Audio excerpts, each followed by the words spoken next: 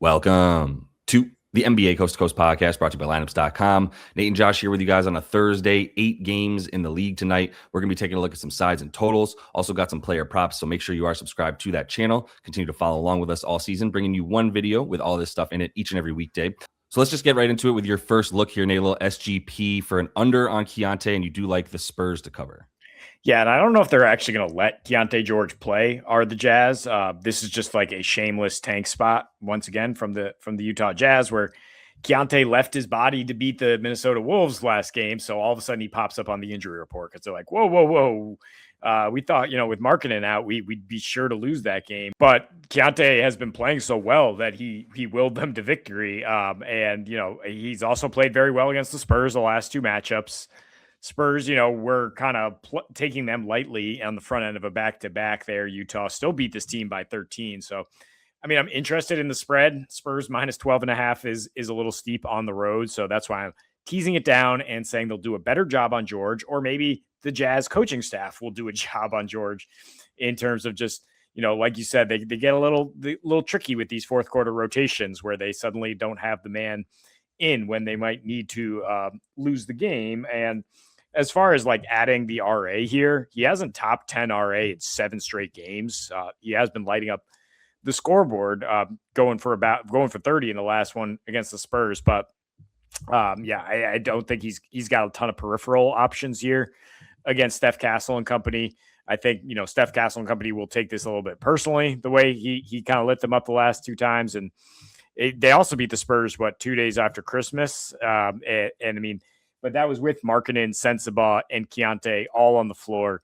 Jazz, are sitting Markkanen officially. Sensabaugh has some mystery illness. They're clearly not going to give their fans a fair shake here. They're going to take the L. So it's just a question of how much you want to adjust the Spurs line down and how you want to correlate with the Jazz sitting some good players. I don't even know that he's going to play, but it's a 50-50 shot when it comes down to it. He's questionable. I saw a tweet the other day that was like his first questionable tag out, and somebody quote tweeted it being like, just salute to you, Keyonte. Great season. Thanks for playing with us this season. And now you're just about to be Lauri Markkanen on the injury report once, play one every 3-4 games.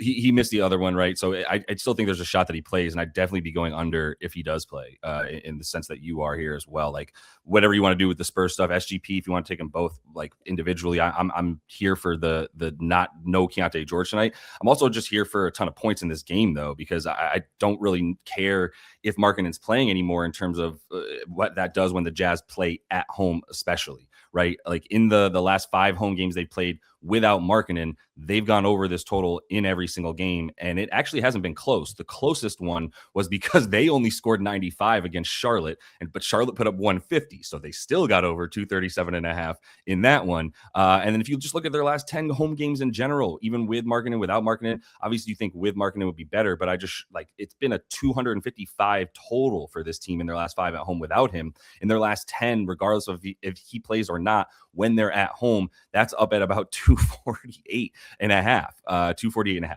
So it's just a lot of points in Utah. They'll bring everybody along because they're not playing a lick of defense when they get home, and they have shot better there as well. And even if this game is a 20-point difference in the fourth quarter, like whomever is out there, Walter Clayton Jr., we know Isaiah Collier is going to push the pace and just be looking for assists in the last 6 minutes of a game that they're not even in at all. So I'm happy to take this at 237.5. I think it should be like 3 points higher. Yeah, I'd be a little wary of this if Keyonte George doesn't play. The Spurs, the Jazz have lit it up against worse defenses than this, but the Spurs coming off a frustrating loss to the Rockets where they were in control the whole time. I expect them to kind of like lay the smack down here. That's why I am thinking just Spurs minus 12.5 is in play.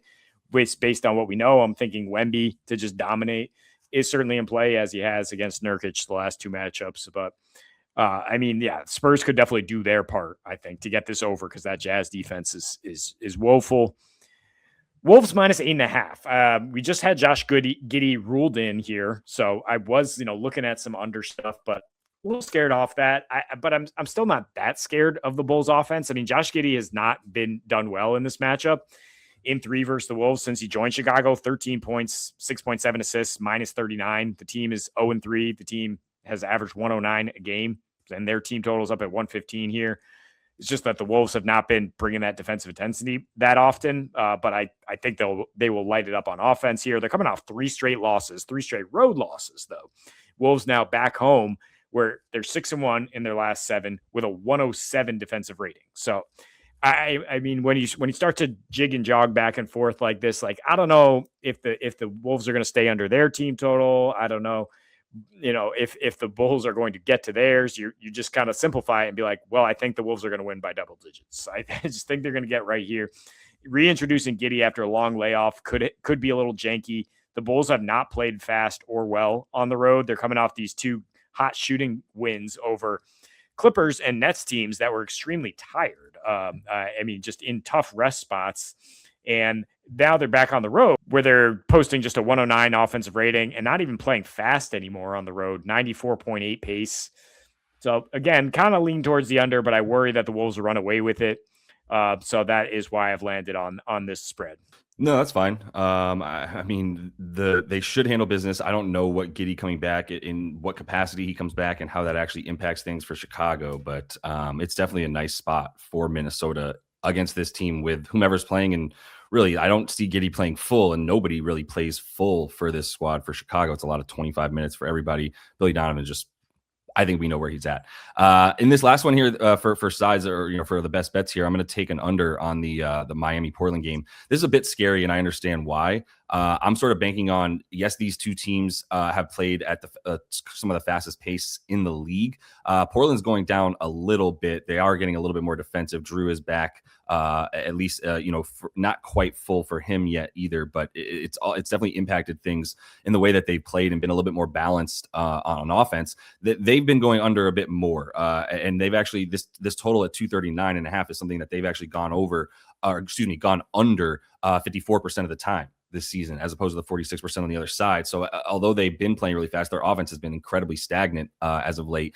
And what's interesting is Drew coming back has actually it's maintained their pace at like a pretty average pace, and just made them a little bit more efficient on offense, but less possessions is huge.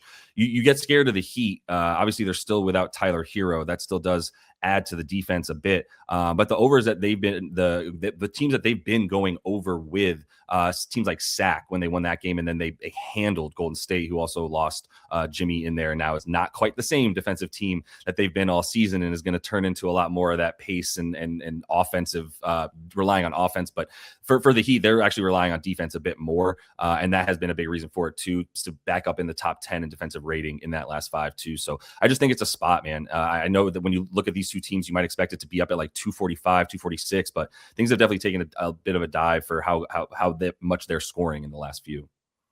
Yeah, I mean, key stat is the Heat are like top 3 limiting free throws, and the Denny Avdia show is just get to the free throw line, right? I mean, I think they're well positioned to slow that down. We don't know if Drew or Jeremy Grant is going to play. Jeremy Grant, right, gets the quick hook after coming back for a couple games, and he's, without him, their offense has just not been very consistent at all, the Portland Trailblazers. So player props, Alperen Sengun is at 28.5 PR, seems a little bit low to me. He's now worked his way back fully from that little absence due to the injury, and he's at 20.6 points, 11 rebounds, and 6.5 assists on 29% usage in his last 5. Gone over this number 4 or 5. Got to 28 in a 20-point loss against OKC. So that was the only time failing here. Now we're talking about a matchup with the Sixers, Embiid, and Drummond, who are, in the twilight, you could say. They are fading into defensive oblivion in terms of just being 2 of the worst defensive centers in the league at this point. Sengun coming off going over in the head-to-head against Wemby, like taking over that game. Everything running through him for this Rockets offense is Kevin Durant, kind of feeling the wear and tear of the season at this point, being like, I can't do everything for this team all year, man. Like, let's play through Alpi a little bit more. Obviously, they don't have a true point guard, so it's going to be a lot of pick and roll stuff with him. The Sixers have struggled because of those centers to keep the roll man off the free throw line a lot this year. They're also, in their last 10, allowing the 3rd most second chance points and 2nd most OREBs. The 2nd worst defensive rebound percentage. So without Steven Adams in there, more of that just falls on Sengun to be crashing, because that's what the Rockets do. So a little bit of offensive rebound action, and certainly can clean up the glass on D. Yeah, for sure. I mean, he's definitely gonna have to be big in this one. It sometimes can be tough if he is guarding Embiid a lot on the other side. You see how that impacts rebounds. It's been tough at times for opposing centers, but there's also the possibility that they put Jabari Smith on him and allow Sengun to sort of help off a bit more, and that definitely puts him in spots to get boards. But in this game as well, I'm going to fade Maxey assists in this one. This will probably be a bit of a sweat. I could definitely see him getting 6, but that would still be about where I put him. I think like 5.5 actually is a reasonably fair line when you look at a couple things. I mean, when he's, I think fair for him is at about 6.5, but I'll take the matchup to bump that down with how good the Rockets are at limiting assists, especially on the primary. I might not take an assist under on a guy even like Paul George, or even more like not even Oubre. If it's a 1.5 for Oubre, I'd stay away from an under on that. My point is like off-ball guys have a propensity to do better against this squad, especially shooting, getting the dimes as they're left a little bit more free to do stuff. But for Maxey as the primary, you look at him in situations where he is playing with Embiid, goes down a little bit on his season averages on the dimes, but there's also something to like him playing a lot of easy teams in terms of giving up assists.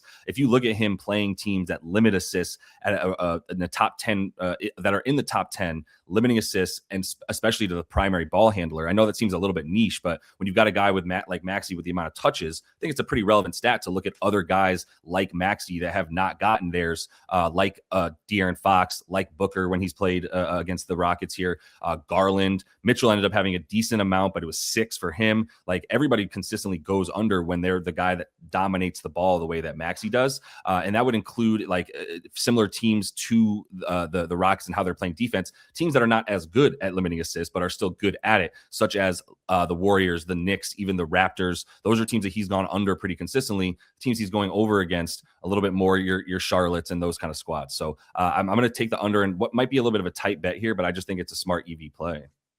Yeah, I mean, Rockets are so good just limiting 3-point attempts straight up, and a lot of Maxey's dimes are simply just drawing 2 and flipping it over to like Edgecombe or whoever's ready to spot up. And the Rockets, they don't need to send 2 when you have Amen Thompson to throw at Maxey. I mean, as good as Maxey is, like that's just good on good right there. Going PR here for a different man. Peyton Watson over 24.5, and they are at Washington. The Wizards are listing Bilal Coulibaly, Bagley, Middleton, AJ Johnson as questionable, per usual. You know, we have another tanking team that doesn't really throw out a full squad every time and doesn't do much to defend anything. A little bit of a buy low spot for Watson, who's gone under twice in a row, right? I mean, he had a dud on a back-to-back against Charlotte and then barely goes under in their last matchup, but over a 9 of the 10 prior since Joker went down. And in 12 since Joker went down, he's second on the team in minutes, passes, drive points, catch and shoot. Usage rate leads the team actually in rebound chances, aside from Joe Val, who is upgraded to questionable here. And I'm not really that worried about it. I mean, project him for like 14 to 17 minutes. Just another big body to bang in there with Sar and let these wings go clean it up. And I mean, they played Washington just last week, right? And you'd say, well, Watson barely got over 21-5. Aaron Gordon just crazy rebound chance luck in that one. He had 18 rebound chances. Watson had 8. And Watson and AG since Joker went down are almost the exact same. Like they're 10.5 rebound chances per game. That's just the way the ball bounced that time. I think more rebounding opportunities for Watson, and he's showed off a very versatile offensive game. Still got to 21 in that matchup with Jamal going nuts. Jamal is probably pretty tired at this point from literally hauling this team around the country on his back. So maybe we get a little more usage for Peyton Watson. Yeah.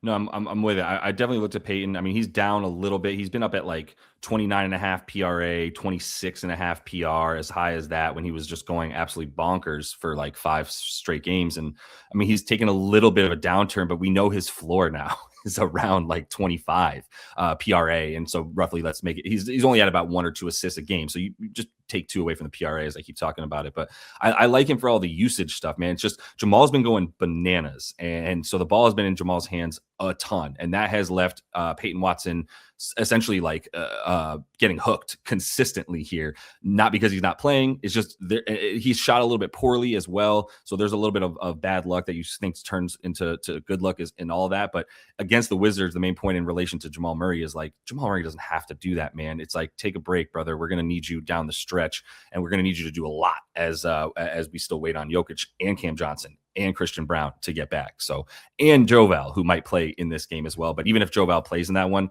wouldn't expect that to impact too much with the amount of minutes he'll play. So Miles Bridges, this might seem scary if you're just a recent hit rate merchant of sorts, and that's the only way you bet on stuff, because he's not gone consistently over. He's not playing super well in general. This team, they've either blown another team out or gotten blown out pretty consistently in their last like 4 or 5 games. Haven't been much that were close.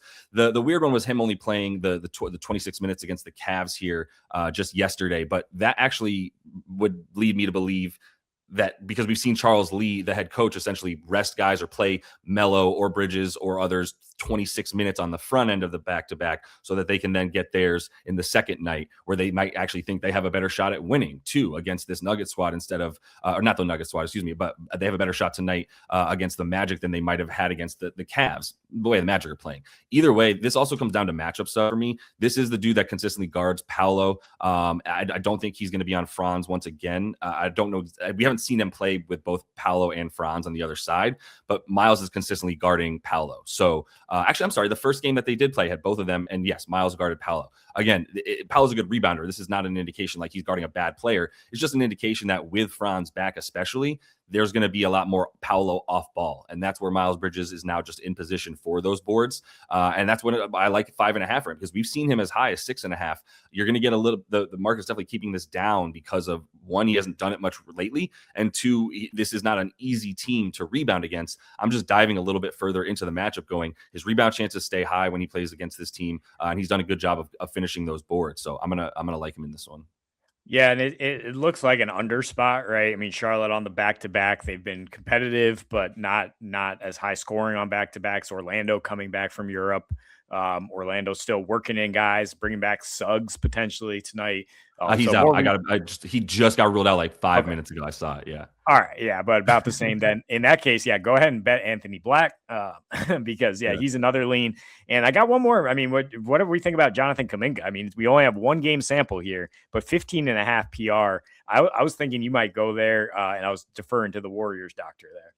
Yeah, no, I that's a really good point. I actually didn't even really look at that quite as much. I just looked at that game for a minute and was like, ugh, I don't know right now. But I do think that, that man, yeah, but that man will be playing because he's now just perfect for the audition that he's having to get onto another team. So they're going to play him so they can get some value now that they don't have Jimmy. It's like, it's kind of unfair. I don't know what's going on behind the scenes, but I do think JK's gotten a bit of a raw deal, and he just keeps coming out and putting up numbers when he gets time. So I do think that's a good look. That is all the time we have for you, though, in this one. Definitely make sure to subscribe to that channel. We're coming back here for everything you need on Friday. We'll have the NFL stuff as well. So until we see you next, happy betting.